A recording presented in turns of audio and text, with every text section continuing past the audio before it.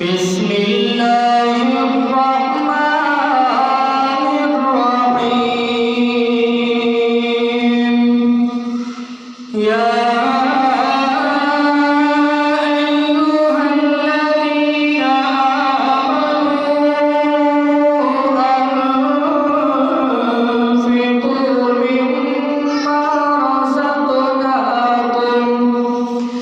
مما رزقناكم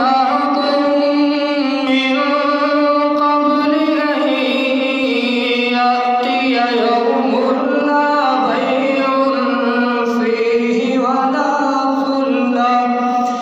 يوم لا بيع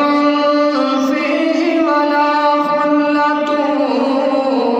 ولا شفاعة والكافرون هم الظالمون الله لا إله إلا هو الحي القيوم لا تأخذه سنة ولا نوم له ما في السماوات وما في الأرض من ذا الذي يشفع عنده إلا بإذنه يعلم ما بين أيديهم وما خلفهم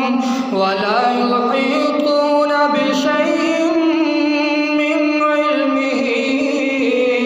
إلا بما شاء وسع كرسيه السماوات والأرض ولا يؤوده حفظهما وهو العلي العظيم لا إكراه في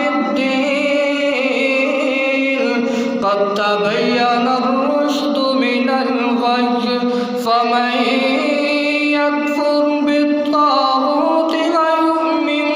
بالله فقد استمسك بالعروة الوثقى لا انفصام لها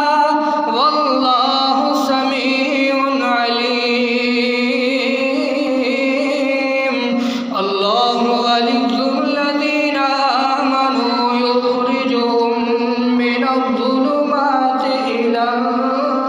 النور والذين كفروا أولياؤهم الطاغوت يخرجون